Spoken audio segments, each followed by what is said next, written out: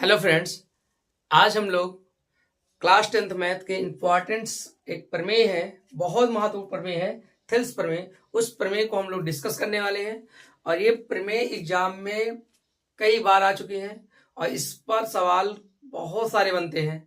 हर साल board exam में आपको इस प्रमेय पर आधारित सवाल देखने को मिलता है। चलिए शुरू करते हैं। थेल्स प्रमेय होता क्या है, इसको प्रूव करना है। आज कह रहा है कि यदि किसी त्रिभुज की एक भुजा के समांतर अन्य दो भुजाओं को भिन्न भिन्न बिंदुओं पर प्रतिच्छेदित करने के लिए एक रेखा खींची जाए तो अन्य दो भुजाओं को एक ही अनुपात में विभाजित करते हैं। इसको सीखने के लिए हम लोग पहले एक त्रिभुज बनाते हैं। ठीक है, त्रिभुज बनाएंगे तभी प्रूव कर पाएंगे, क्योंकि कहा है त्रिभुज। तो त्रिभुज बनाते हैं फ्रेंड्स। ये मान लो एक त्रिभुज है। इस त्रिभुज में हमें क्या कहा है कि किसी त्रिभुज की एक भुजा के समांतर, किसी एक भुजा के समांतर, तो मान लेते हैं ये इसका नाम कर देते हैं, ये ए है, बी सी। तो यदि किसी त्रिभुज के समांतर अन्य दो भुजाओं को भिन्न भिन्न बिंदु पर प्रतिच्छेदित कर दिया, हम लोग एक रेखा मान लेते हैं। भाई एक भुजा के समांतर है, तो मैं मान लेता हूं बीसी के समांतर एक रेखा मैंने खींचा, ये बीसी समांतर हमने एक रेखा खींचा, इसका नाम कर दिया डी ई। ये समांतर रेखा ए बी और ए सी पर बिंदु डी और बिंदु ई पर प्रतिच्छेदित करने के लिए एक रेखा खींची जाए। मैंने रेखा खींच दिया प्रतिच्छेदित करने के लिए, तो अन्य दो भुजाओं को एक ही अनुपात बांटती है, यानी जिसको प्रतिच्छेदित किया उसका अनुपात क्या है, विभाजित होता है। कहने का मतलब A D upon D B बराबर ए ई अपॉन ई सी। इसी प्रमेय पर आधारित सवाल एग्जाम में कई बार आते हैं और हर साल आते हैं। ठीक, इसको मैं प्रूव करने चल रहा हूं फ्रेंड्स कि ये आता कैसे है, थेल्स प्रमेय। ठीक है, तो पहले हम थेल्स प्रमेय, ये जो कथन है, स्टेटमेंट है, इसके अनुसार देख लेते हैं कि दिया क्या क्या है। दिया है क्या क्या दिया है कि दिया है कि ऐसी समांतर भुजा खींचनी है एक कि ये दोनों समांतर हो जाए। कहने का मतलब दिया है डी ई समांतर बी सी। ये हमें दे रखा है, ये हमें दे रखा है कि त्रिभुज में, अगर त्रिभुज एबीसी की बात करें तो डी ई समांतर बी सी है किसमें, त्रिभुज एबीसी में। त्रिभुज एबीसी में जो त्रिभुज एबीसी है बेटा, उसमें समांतर है डी ई समांतर बीसी है। ये हमने क्वेश्चन के कथन में दिया हुआ है। सिद्ध क्या करना है, सिद्ध ये करना है, सिद्ध करना है, क्या सिद्ध करना है कि एडी और डीबी का जो अनुपात है, एडी बटे डीबी का अनुपात है, ये बराबर होना चाहिए एई बटे ईसी के। ये हमें सिद्ध करके लाना है। अब ये सिद्ध करने के लिए हमें कुछ ना कुछ रचना करना पड़ेगा। क्या करना पड़ेगा, रचना करना पड़ेगा, तभी हम इस चीज को सिद्ध कर पाएंगे। रचना क्या करना है, ध्यान से देखना। मैं एक लाइन ध्यान से उठा, डी से ए ई पर लंब डालता हूं, डी से ए ई पर लंब डालता हूं, ये लंब हुआ। डी से ए ई पर क्या डाला हूं, लंब। इस लंब को हम लोग एम मान लेते हैं। क्या मानते हैं, एम, जहां पर लंब डाला हूं। इसी तरह ई से एक लंब डालता हूं बेटा ए बी, ए डी पर। किस पर डालता हूं, ए डी पर। इस बिंदु को, सॉरी उल्टा हो गया, इसको एम मान लेते हैं, इसको एन मान लेते हैं। ठीक है, तो मैंने डी से लंब डाला ए ई पर, एन हो गया, और मैंने ई से लंब डाला ए डी पर, एम हो गया। यहां तक किसी कोई प्रॉब्लम, कोई समस्या? अब इसके बाद क्या करेंगे, ध्यान सुनना। हम बी ई को मिला देते हैं और डी सी को मिला देते हैं। ठीक है, तो अब हमने इसमें रचना किया। रचना में हमने क्या क्या किया, इस चीज को याद रखना। डी से किसको मिलाया, एसी पर लंब डाला। डी से एसी पर हमने एक लंब डाला, तो डी से एसी पर लंब डाला या खींचा, पहला पॉइंट। अगला पॉइंट क्या है फ्रेंड्स, दूसरा पॉइंट ये है, और हमने क्या किया, ई से भी देख लो, ई से भी ए बी पर लंब डाला। ई से ए बी पर लंब डाला और क्या हुआ, हमने बीई और डीसी को मिलाया। तीसरा पॉइंट, बीई को मिलाया। चौथा पॉइंट ये है कि डीसी को मिलाया। ध्यान रखिएगा, प्रमेय सिद्ध करते वक्त डायग्राम याद होना चाहिए और रचना याद होनी चाहिए कि क्या क्या रचना करना है। ये बात समझ में आ गई नहीं आगे? ठीक, तो मैंने इसको क्या कर दिया, मिला दिया। अब ये हमारी रचना हो गई। अब इसके बाद हम सवाल को हल करेंगे। ठीक है, अब सवाल को हल करने चल रहे हैं। तो हम डालते हैं उत्पत्ति। क्या डालते हैं? उत्पत्ति। अब उत्पत्ति में हम हल करने चल रहे हैं। ठीक है, उत्पत्ति में हम हल करेंगे। हल क्या करेंगे फ्रेंड्स? अब एक दो देखो ध्यान से। पहला नंबर कैसे हल करेंगे, कैसे जानेंगे? हमें लाना क्या है, एडी बटे ए बी, एडी बटे डीबी, सॉरी एडी बटे डीबी लाना है। तो एडी से जो त्रिभुज बन रहा है और डीबी से जो त्रिभुज बन रहा है उस त्रिभुज को लेकर हल करेंगे।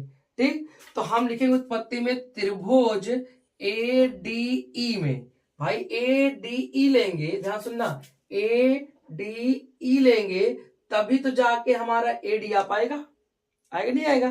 तो ए डी ई लेते हैं, त्रिभुज ए डी ई में, त्रिभुज ए डी ई में हम लिखेंगे क्या बेटा, लिखेंगे त्रिभुज ए डी का क्षेत्रफल, त्रिभुज ए डी का क्षेत्रफल क्या होता है, 1/2 आधार गुणे ऊंचाई, 1/2 आधार गुणे ऊंचाई।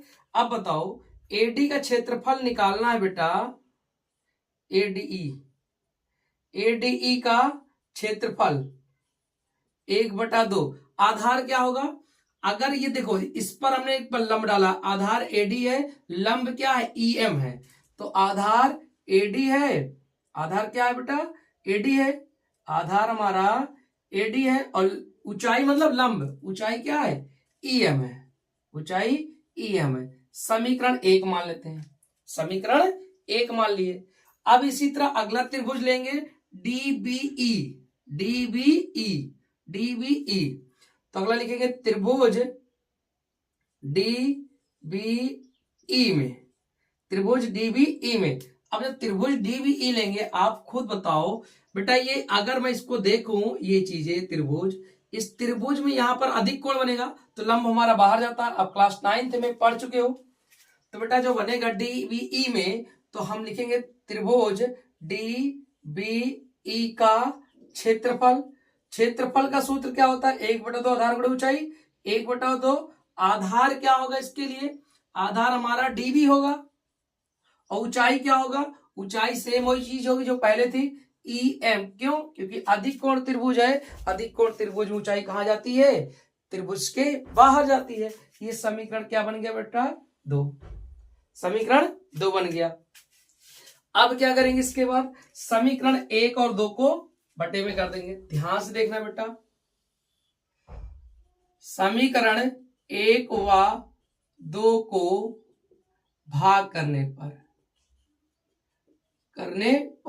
जैसे समीकरण 1 और 2 को भाग करेंगे तो हमारा देखो ध्यान से देखना, एडीई बटे डीबीई आ जाएगा, त्रिभुज एडीबी का क्षेत्रफल बटे त्रिभुज डीबीई का, सॉरी उल्टा हो गया, एडीबी नहीं है, एडीई है, एडीई का क्षेत्रफल बटे त्रिभुज डीबीई का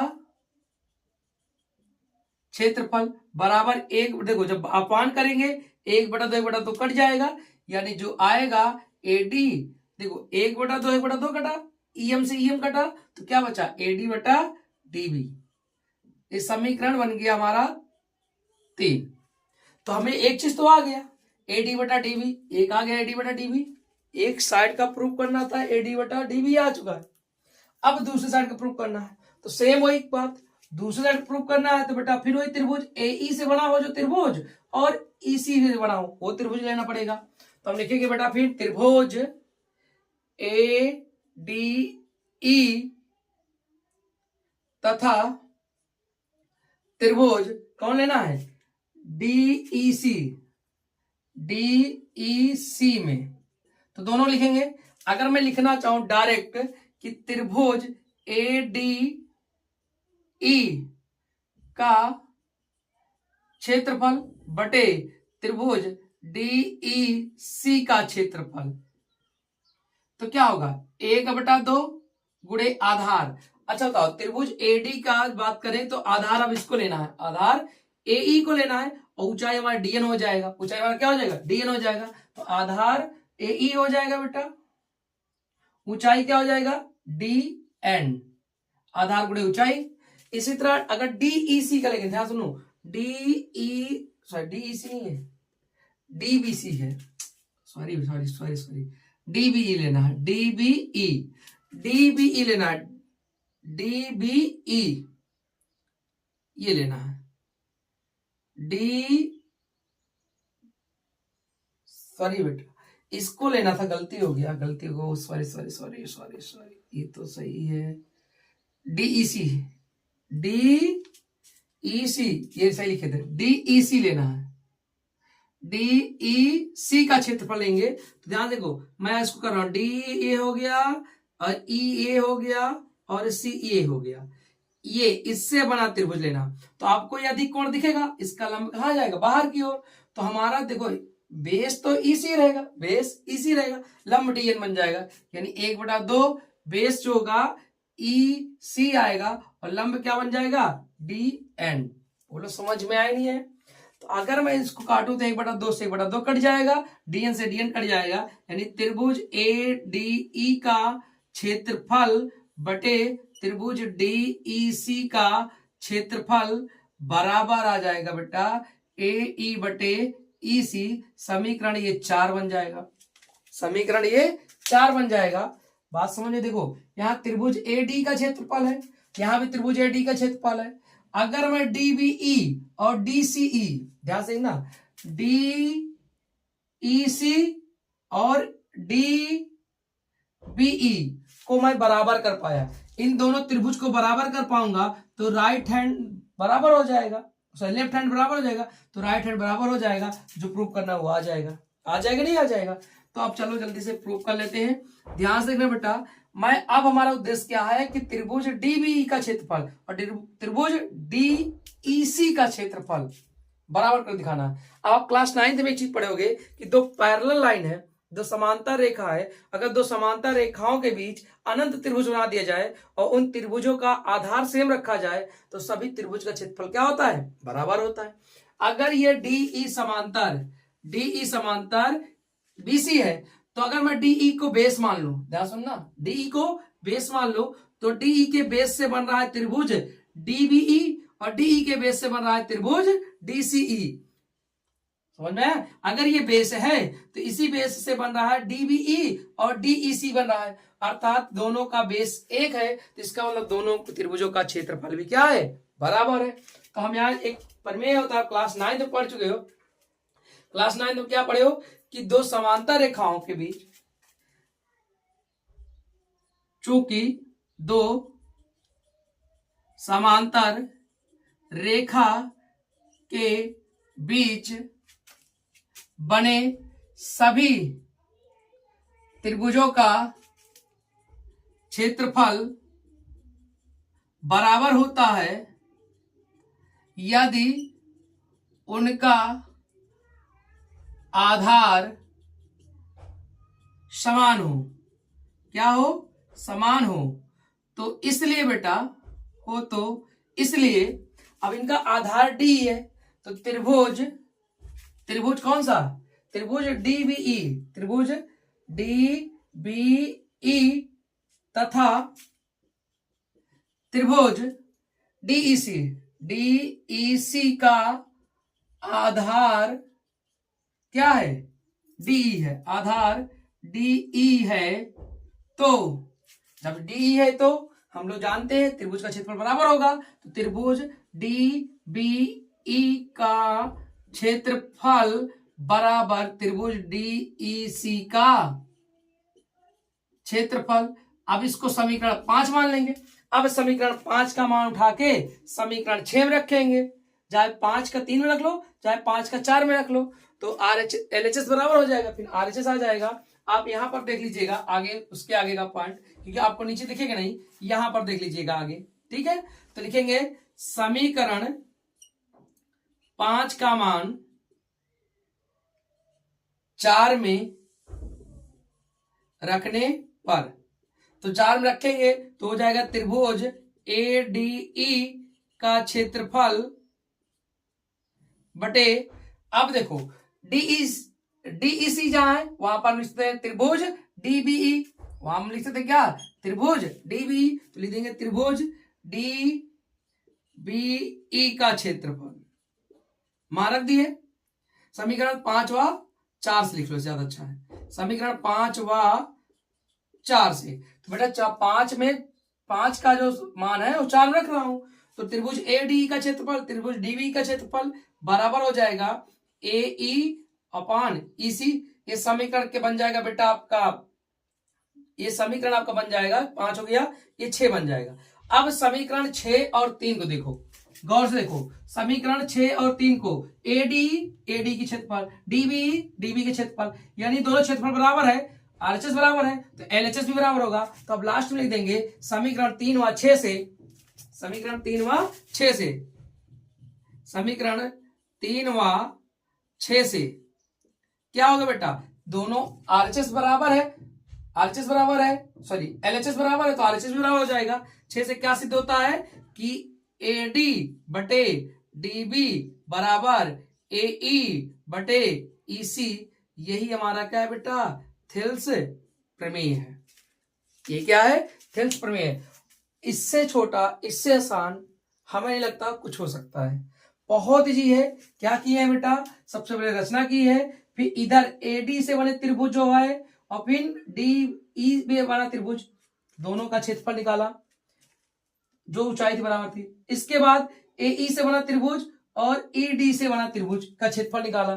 फिर हमने क्या किया, दो पैरेलल लाइंस के बीच अगर अनंत त्रिभुज बन जाए, सबका क्षेत्रफल बराबर होता है, तो DE बेस था, इससे बना त्रिभुज ये है और इससे बना त्रिभुज ये है, तो अर्थात ये त्रिभुज क्या हुए, बराबर हुए। ये प्रमेय थी क्लास 9th की। दो समांतर रेखाओं के बीच बने सभी त्रिभुजों का क्षेत्रफल बराबर है यदि उनका आधार क्या है, समान है, तो इसलिए ये दोनों त्रिभुज का क्षेत्रफल बराबर होगा।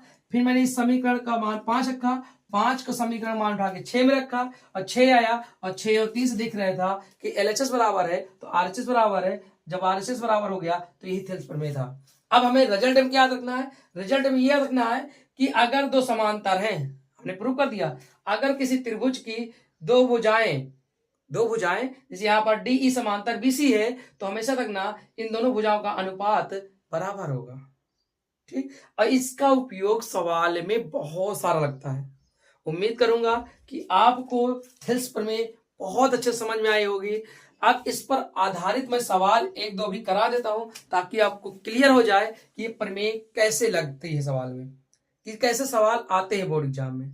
ठीक है फ्रेंड्स, इसको आप स्क्रीनशॉट ले सकते हो।